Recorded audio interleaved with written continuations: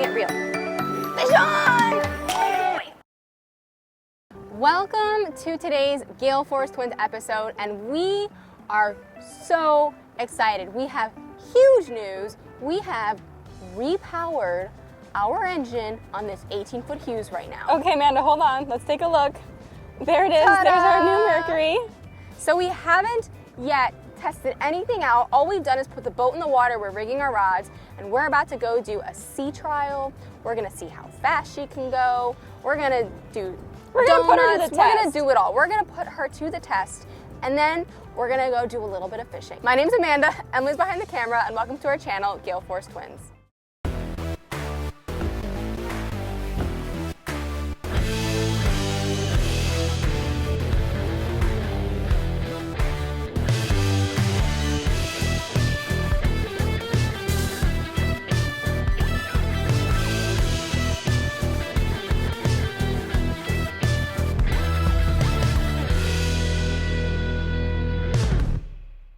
We bought this 2001 18-foot Bonefisher together in September of 2021. So we've been running this boat for about a year and a half with its original 2001 engine. And obviously with all boats, the most exciting thing you want to replace, in my opinion, would be the engine. We have put a lot of work and energy and time into this boat, brand new electronics, brand new decking.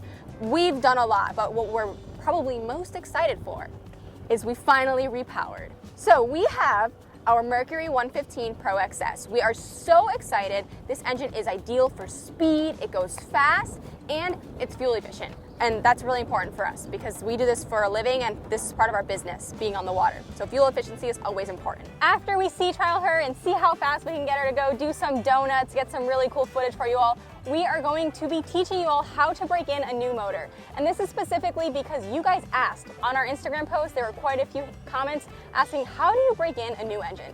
And we're also gonna go over that for you guys today.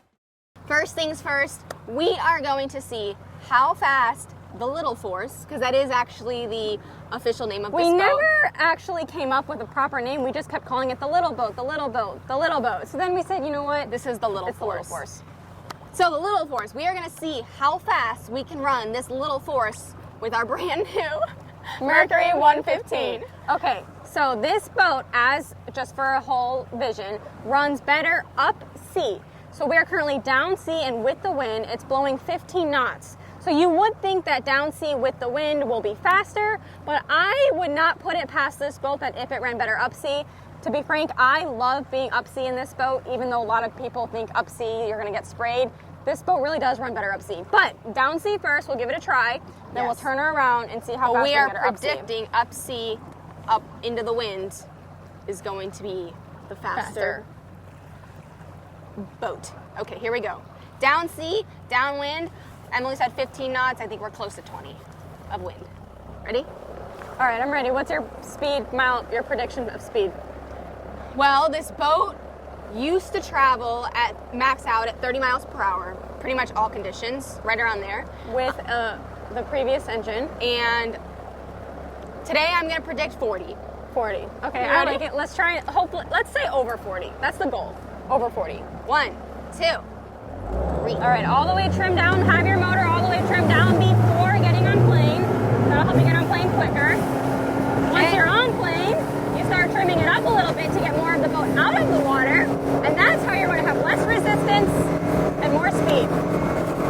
All right, less resistance, more speed, trimming it up.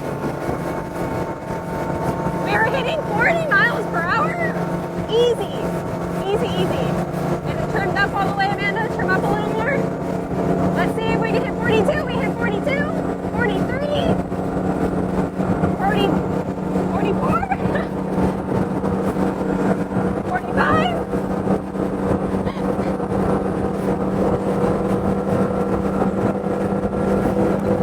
46.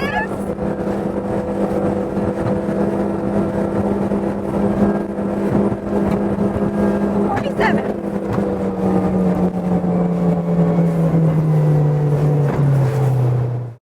How many miles per hour did we regain with our repower? All right, so we went from 30 miles per hour to 47 miles per hour. That is a 17 mile per hour increase. in the speed of this boat. And it's not even a slick. Like we said, it's blowing 15 miles per hour, north wind. We got chop.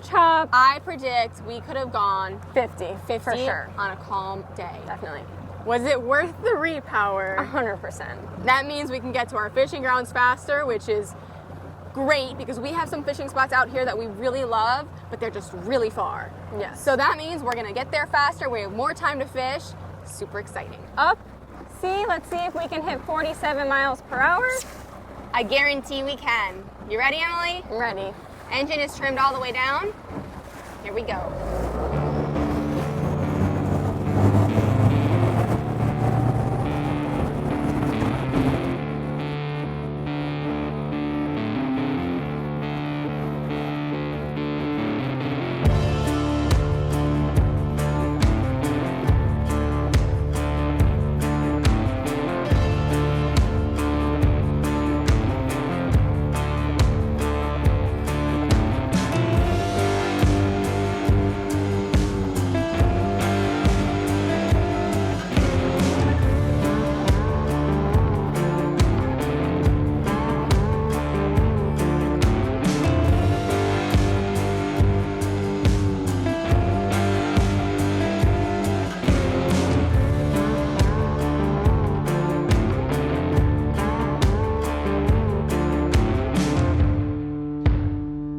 Although she ran really well up sea, not only, but we only hit 45 miles per hour, which is still quite a bit faster than what she previously used to run at.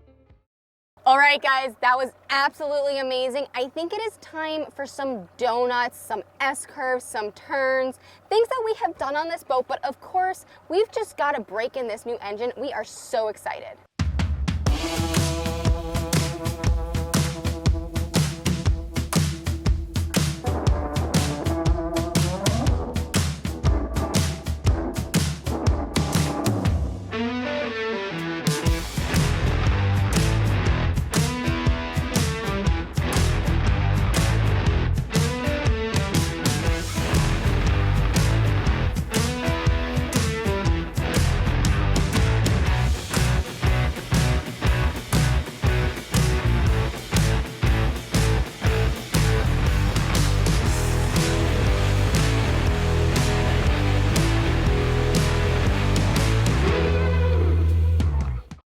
Let's talk about how to break in a new engine, but first and foremost, we would like to say that every engine is going to be different. Now, most Mercuries are going to be very, very similar, but we do highly recommend that you double check when you get a new motor for yourself what that specific motor procedure is for breaking it in. When it comes to motors, instead of cars and trucks counting miles, in the maritime world, we count hours on the motor. It is very important that you pay attention to how many hours you are putting on your motor, because there will be different steps for breaking it in for what hour you're on, but also when you need to get it serviced. So make sure you're always on top of that and checking it. As long as the motor is on and running, you are counting time towards those hours. Sitting here right now, we are in neutral.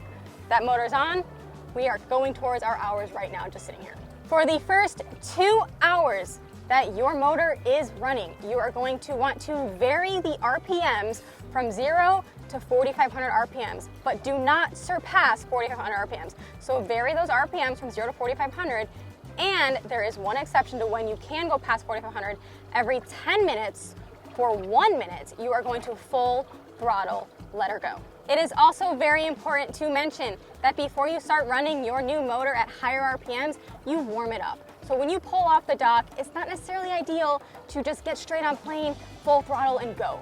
Maybe put out, get out at a normal speed, maybe 1,000 RPMs, 1,500, 2,000 RPMs, get her up to 4,500, and then you can hit full throttle. Once you hit that 2 hour mark, the next 8 hours are going to be a second step. Now for the next 8 hours, you can run the motor at a standard fashion, however it is that is natural for you running in your season chop. But if you do want to go full throttle, you can only go full throttle for 5 minutes at a time. Once the hour meter hits 10 hours, you're done. The break-in process is complete, and you can go ahead and not worry about your 5 minutes of full throttle or your 1 minute every 10 minutes for the first 2 hours. We found some calm waters because now that we have taken her for a spin on our newly repowered Hewe, it is time to land a fish. I'm hoping a snook, maybe some mangrove snappers, but we'll see. Like I said, we found some calm waters away from the winds. Let's see what we can do. I'm getting bit, I'm getting bit. 1, 2, okay, 3. Closing it, reel. Fish on! Oh boy, oh. Did we just get bit off? Did we just break off? That was feisty. Oh, it got me in the bridge. Oh no. Clean though. I think it was a shark. Yeah. I think it's a snapper. Oh, I'm gonna reel. Oh, we're on. We're reeling. Help me get. I'm on the piling. I think. Oh wait, no, I'm not. I'm good. I'm off. All right, let me Fish back us on. up. All right. Let me back us up. We're out of the piling. All right. Away from the bridge. Oh, kind of got to horse him a little bit, Amanda. What? Might have to horse him. Oh, we got him. Hold on. Oh, it's a snapper. We got a mangy. It's a mangy. Is it a mangy? I think he's a big one too. All right, Emily, I think we can you help me swing him in? He's a keeper for sure. Good problem, he's a keeper, he's a good one. Yeah! What a great sized inshore keeper snapper we just caught. He ate the shrimp we have today are absolutely huge. I'll show you one of the shrimps. He ate a very big whole shrimp, gulped that thing. What a beautiful fish. And fun fact, mangrove snappers are our absolute favorite fish to eat. Let's give this mangrove snapper a measure. Now, just by looking at him, I could tell you he's a keeper. Well, we obviously already know that. So we're gonna measure him using our marine mat, 12, 13, 14. So we got a 14-inch mangrove snapper right here, ready for dinner. I don't know if today's intentions were to catch dinner. I think we were just going out for fun to obviously break in the new Mercury, but we might be going home with dinner on top of it. This shrimp is probably not quite as big as the other guy, but we have shrimp pretty much the size of my hand in our live well, and I am actually hooking them in the tail. I find that I have better luck with that as opposed to hooking them in the horn. I don't know why, I just think it works better. And we've got 20-pound leader on a little circle hook, and about maybe 6 feet up from the bait, I have a cork. The cork, what I'm doing is I'm basically keeping my shrimp about 2 feet off the bottom of the ocean floor. So it's actually like 10 feet deep here. So that's why the cork is so high. This puts my shrimp in the perfect spot in the water column. And depending on where and how I'm getting the bites, I can adjust the cork as needed. But because we just landed a fish, it was a snapper, you know they're gonna be on the bottom. It worked. So we're gonna do the same thing again, see what we can catch. All right, I casted pretty much in the same exact spot as last time. So I'm hoping there's a school of mangrove snappers living under this bridge between these two pilings. Although I will say after the first catch that we know we lost, that was definitely a snapper based on the bite, and after we caught a snapper, the second one was probably a small shark, maybe a nurse shark or something. I mean, it broke me off and it ran too fast. It's gonna be a snapper. Getting bites. Getting one. Close it and reel, Amanda. How many seconds are you gonna wait? Reeling now. A long time. And we're on. We're on. Fish on. Did he come off? Yep. No, he's here. He's there. It is. Oh, it's a small guy. I got a mangy. I got another mangy. We got a mangy. Let's not go check out overboard. this mangrove snapper. Here we go. He's a little guy. So he might be 10 in, no, he's like 9. I think he's a little small. Let's give him a quick measure on the mat, the marine mat, and then set him home. Here we have our small mangrove snapper. Definitely not a keeper just by looking at him. But fun fact for those of you guys that are curious, if the waters we're fishing in our state waters, the mangroves only have to be 10 inches. But how many can you keep per person? 5. Did you have to be on the spot over here? Did you have to think about that, Amanda? All right, let's release him. I'm going to release him so he lives. You ready? Yep, send him home. 3, 2, 1, he's going to be strong. There he goes. We hope you guys enjoyed coming along with us to sea trial our 2001 18-foot Hewe with the brand new Mercury Pro XS 115. And also, we hope you enjoyed learning how to break in a new motor. We hope you get out there, have fun, and stay safe.